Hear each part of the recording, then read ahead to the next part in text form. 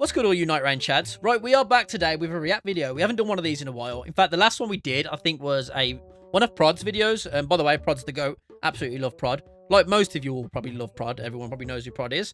But today we're looking at a guy called the Valley Knight. Now, he is a fellow content creator and he's a smaller channel, so one thing we're not going to do is give him any hate. Even if you disagree with his takes, we would like if you don't give him any hate. Let's be nice, you know. End of the day, it's just a video. Let's not get upset about it. We are going to go over his video and just go through some of the takes he has. Some of the takes are really bad. Some of the takes I agree with. But yeah, today the plan is to go over the video and we'll give our thoughts on some of the things he said. So yeah, the Valley Knight, let's get into it. Elden Ring came out and took the world by surprise. It won Game of the Year and most importantly, Game of the Year. Elden Ring might be the game of the century. It popularized a genre that was considered niche before. It was such a massive success that it was only a matter of time before greedy companies tried to monetize it at all costs. And so, Elden Ring Nightreign was created. So, we're just going to stop there. I don't think... A lot of people will tell you that Nightreign was a cash grab. I don't think Nightreign was a cash grab. They could have done way more to turn Nightreign into a cash grab. And most From Software enjoyers would have paid the money. They could have had microtransactions. They could have had skins that you could pay for. They could have had so much more when it comes to transactional things.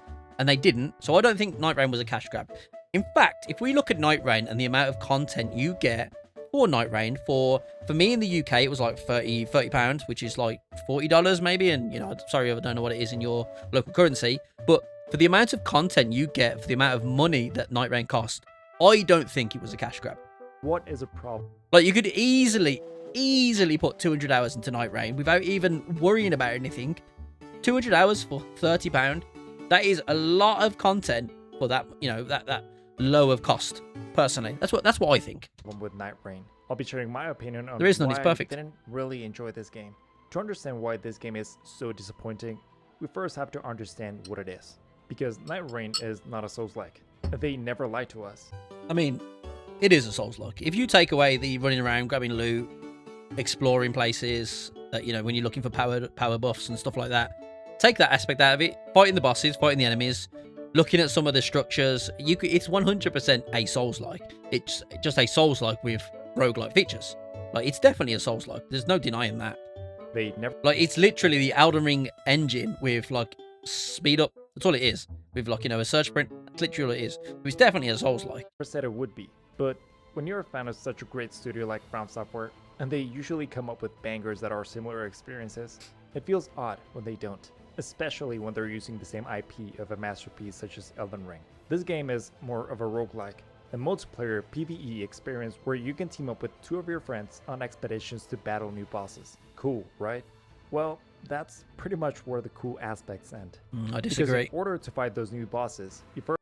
Cool aspects? You mean like having this complete new map that's all based around a power that you have to get through the day one, then on the day two you go to this new map, this event where you can turn your weapon that you started with into a legendary weapon. I think there's a lot more cool aspects of just running through the map with your friends. And personally, I think the most fun part of that is running through the map with randoms, because that's how you get the most unique experience, should we say. First have to survive. The game consists of 3 different survival phases. During the first 2 days, you're free to explore a small region inspired by Lingrave. And if you survive the first 2 nights, then you can challenge the Night Lord of that expedition. Sounds good on paper, but you'll see why the gameplay loop is so bad. Okay, I mean, I don't think the gameplay loop is has bad. Many flaws, but the biggest one for me has to be how boring and repetitive it is. Okay, let's just stop it there. So, okay, repetitive, yes. But the game, they told you the game was going to be repetitive. They told you it was going to be a game where you start from point A, you get to point B in the same map. There's obviously some variations with the different seeds. But so the repetitive side of it, you can't really complain at, because they did tell us the game was going to be repetitive. Now, boring. Most people that actually have a positive bias towards Nightreign will tell you the game's not boring. The game is exceptionally fun. There's a reason why there's no hop on Elden Ring, but there's a hop on Nightreign. There's a reason for that, because Nightreign at its core is just fun. You load up the game, log in with a buddy, log in with randoms, run a solo. It's a quick 35-minute run, 40-minute run of pure fun. And then you get to the end of the day and you try your best to beat the boss. The fun aspect of it is running through the game. You know, worrying about not finding the right passive to make sure you survive, worrying about not finding the right weapon to make sure you're doing decent damage against the Night Lord. All that is the fun aspect of it. Playing with randoms, watching them do the most brain-rotted things, making the most insanely bad decisions you can think of, all that is the fun aspect of it. The problem is, if you just look at the game running through the map A to B and, you know, doing the same thing constantly, using the same weapon, running the same build, that's when it gets boring. Most people don't want to try new things. So yeah, that's my 2 cents. I mentioned before, it sounds like a good idea until you actually start playing. You have to survive for 30 minutes in order to get a chance to fight the selected Night Lord.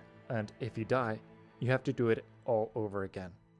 Right, we're going to stop it there again. I know I'm doing a lot of stops, but there is a lot of points I want to talk about.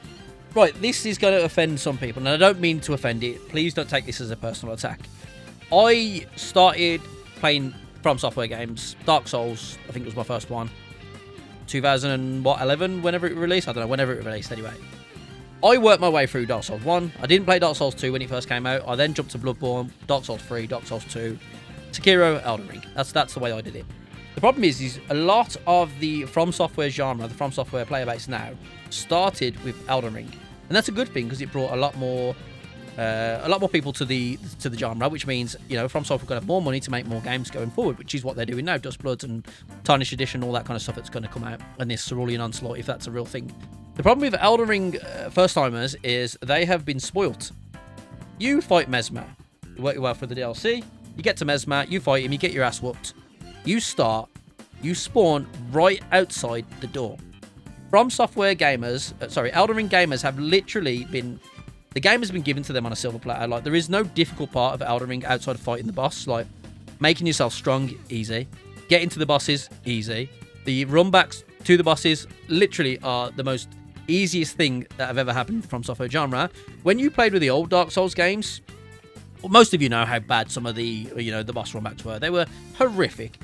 And then you can just die on the way to the boss, which honestly, sometimes you would mold. Like, you can understand why the older games actually made people, like, you know, punch through desks and stuff like that. I'm not saying you should do that. It's silly. But you can understand why people did that. So yeah, the reason I think one of the, you know, this guy and many others like him are annoyed with this game is because the run back is so long and they're not used to it. They're used to being spawned right outside the boss door. That's my 2 cents on that. That's the main attraction of the game. The biggest piece of new content, and you have to spend 30 minutes reaching it every single time. Every enemy you fight, every boss you defeat, every weapon you use to get there, they're all reused assets from previous games. And notice how I said previous games? That's because Elden Ring Nightreign, despite having that name, not only reuses assets from that IP, but it also brings back bosses from Dark Souls.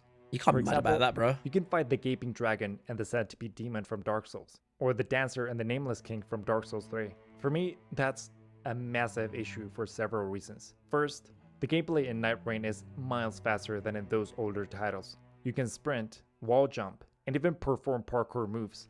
It's basically Sekiro's movement system inside Elden Ring. So now you're fighting bosses like the Gaping Dragon, which was designed around Dark Souls' slow and methodical combat. The boss feels incredibly sluggish, its attacks are predictable, and to be honest, it doesn't pose much of a challenge when you have Elden Ring's arsenal combined with Sekiro-like mobility. I'm going to hold your hand when I say this, and I don't want to sound like I'm coming off mean. Gaping Jaw is as difficult as the Adele, and I've just saw you a free bar at Adele. I think the issue is the not understanding how the bosses work. Gaping Jaw was literally put in the game as a bit of a nostalgia throwback. That's all it was. They wasn't supposed to challenge you. Like, anyone who dies or, you know, gets the runs over from Gaping Jaw, you just Gaping Dragon, sorry, you just need to train a little bit more. That's all it is, and, you know, be a little bit smarter about what you're doing.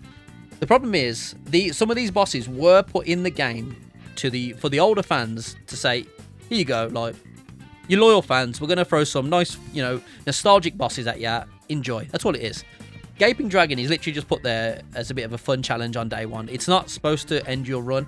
And, you know, of course he's not going to be adapted to the Nightreign game. Like, if they adapted every one of the old bosses to Nightreign, the game would have never released because it would have took so long. You can't be mad at them for just throwing in some old assets into the game for you to have fun with, because that's all it is. And at the end of the day, you've got to remember, this was a £30 game. Like, it wasn't a £70 AAA game. It's a £30 game with a bit of fun.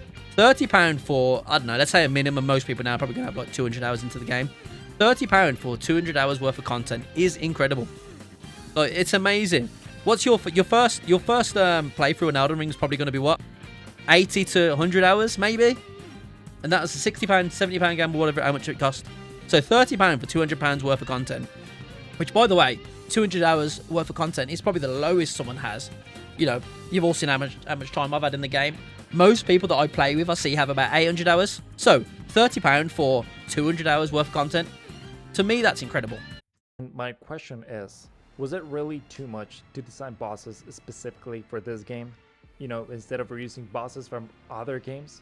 It doesn't make sense to reuse bosses from completely different games when I mean, it makes absolute sense. It's just such an easy win to throw in some old assets that are going to make a lot of the old players smile. Assuming here, maybe you haven't played the older games, or maybe you didn't start with the older games, so maybe you don't have that nostalgic feeling that a lot of us did. Like, the first time I saw Nameless King enter the arena, do you understand how much of a buzz that was? Nameless King, the guy who destroyed most of us, if we're being honest, you know, until you obviously learn his movesets, that was such a buzz to have inside the game. the gameplay. So yeah, I think the problem is a lot of From Software gamers, the Elden Ring, the newer Elden Ring gamers, they don't have the nostalgic feeling toward the old bosses. And maybe I'm just being a bit of a nerd. Call me out for being a nerd, I don't care. I think the older assets being thrown into the game are incredibly fun. No longer matches the intended challenge. Imagine fighting Malenia and Demon Souls. That sounds ridiculous, right? Well, they basically did that in Nightreign, just in reverse. And that same issue extends to the enemies scattered around Limveld.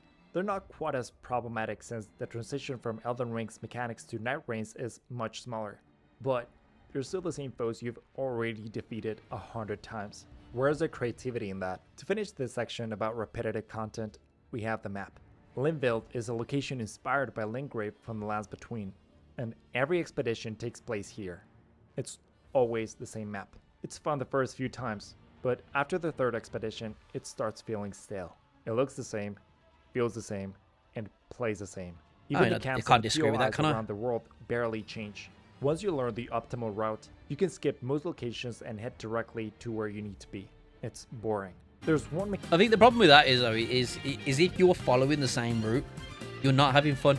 Like, you don't have to do the same thing every time. Like, I do when I'm playing most runs because it's just optimal for the team to do that. But you could do Evergels for a bit of a change. You could do, instead of doing the castle, you could just go around doing all the runes. You could do forges on the new DLC map. Obviously, these Shift in Earth events, you could do them on day 1 for more of a challenge instead of doing them on day 2.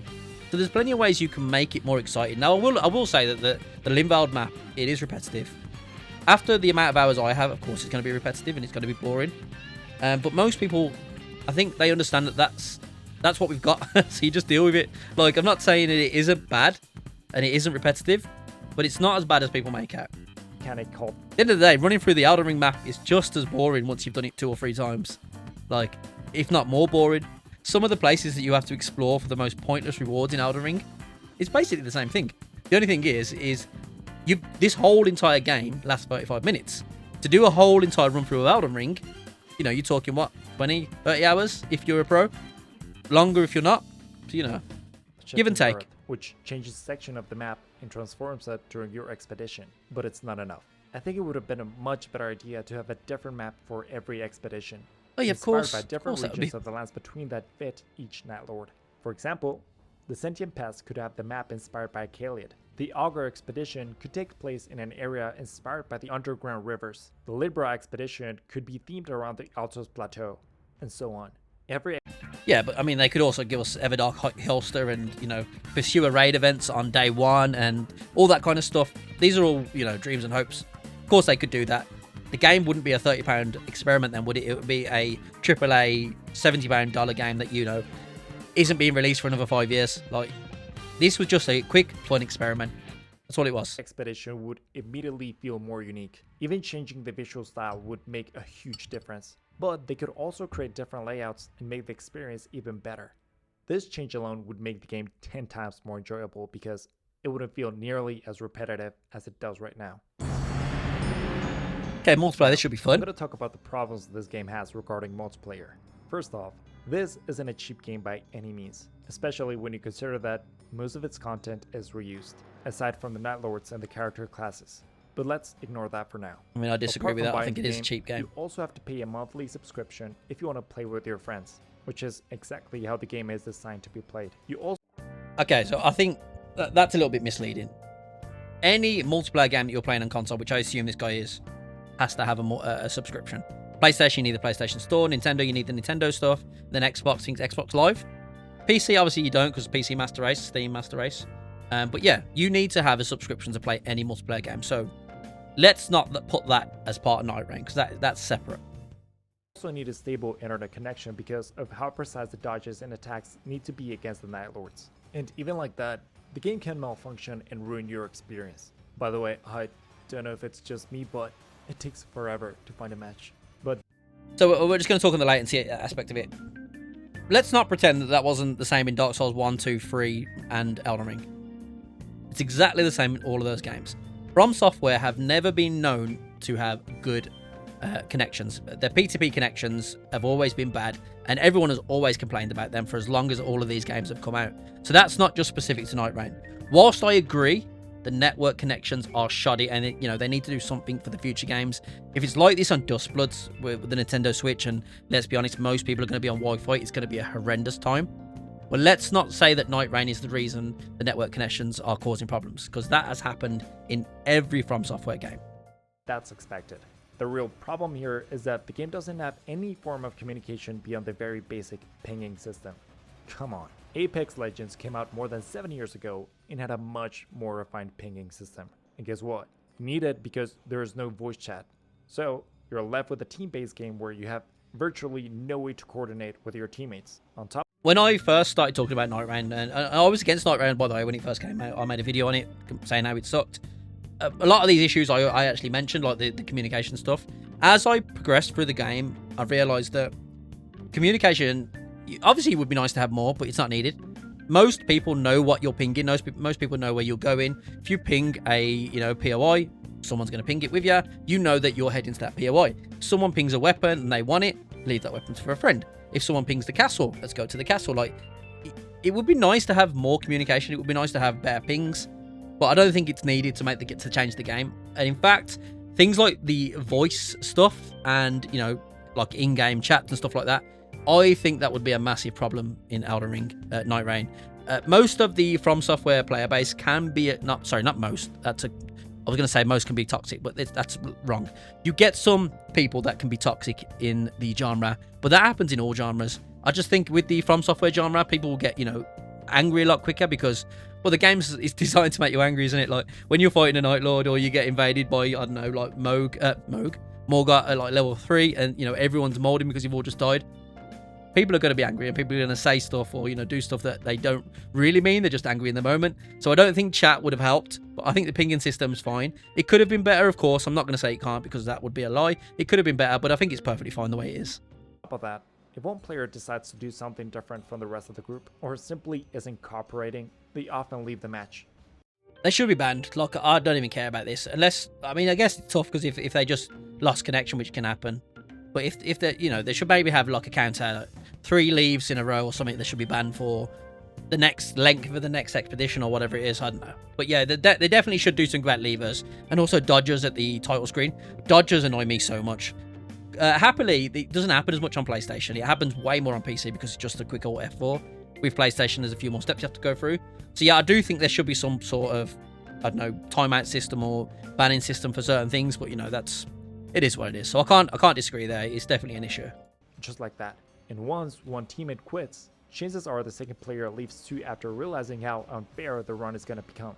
Yeah, I wouldn't say it's unfair. It actually makes it easier with a duo. But what I will say is when this happens and you're now solo, they do need to do something about having the Wending Graces available. Sorry, my voice went then. The Wending Graces available. Because when this happens in Depth 5, which is rare, when it happens in like Depth 5 as a solo player, it doesn't matter how good you are. One touch, if you haven't got the right passives, can end it. Which, without having the auto revive and a Wending Grace, it can just make the run horrific. So yeah, they do need to do something about that. But yeah, again, like I say, maybe time these guys out for the whole of this run, or maybe even the next run, or just give them a standard 1 hour timeout. That would make people stop leaving. But yeah, I don't know. If they Not really leave, much else you can do about then that. I guess I'm gonna leave too, right? No, because you'll be punished if you do. Even after your teammates abandon the expedition, the game forces you to stay and somehow overcome the challenge on your own. Remember, the Night Lords are designed around 3 players. Now They are designed around 3 players, but you should be in a position where you're okay to fight them solo. That changes a little bit in Depth 4 and Depth 5 because they do become incredibly difficult. And, you know, I'm quite fortunate that I've been playing this game a long time. I played all the other games, so I'm pretty good at these games. I say pretty good. I'm okay at these games. I'm a little bit better than average, so I can fight them solo. Most people that are there to play trios are going to have a difficult time, but all that means is you just need to get better at the game. And that sounds bad, and I don't mean to say skill issue. That's not what I'm trying to say. I'm just... be aware that there are going to be times where you're going to have to solo bosses, and that will happen in all the depths. So just... that's not a bad thing about this game. That's just you need to get better at the game. That's all that is. And I don't mean to say that in a mean way. That's just my thought process on that. attack is focused on you. But hey, I guess you'll deal more damage since you're alone, right? No. The game keeps the difficulty scale for a 3-player group even when you're playing as a duo or completely solo. And I don't know about you, but sadly, I'm not letting me solo her. So finishing the run by yourself is practically impossible. I don't want to exaggerate, but this happens at least once every 3 expeditions. And just like that, your run is ruined. All Yeah, 30 I mean, minutes this you sounds like spend it might be preparing a for chance lower to depth fight a Night Lord are thing. thrown into the garbage because you're alone. And the game has no system in place to compensate for it or make things fair. And the worst part is that I think all these issues could be fixed incredibly easily. You don't have good pinging system? Give us voice chat. Your teammates die during the first night against regular enemies and quit? Fine. I scale my damage output so that I can compensate for. Wait, it does missing scale. players. I don't know. Maybe I'm confused about what he's saying. But is that I might be confused about what he's saying there. If your teammates leave and you're now doing solo, then it does get scaled down. It gets scaled down to a solo expedition. The only thing that's missing, like I mentioned before, is the Wedding Graces and the auto revive. Maybe I'm getting confused with what he's saying there. really too much to ask? We're talking about the Elden Ring IP here. But anyway, let's move to the last section. Soulless. Ironically enough, for a game made by the studio that created the Soul genre, this game feels soulless.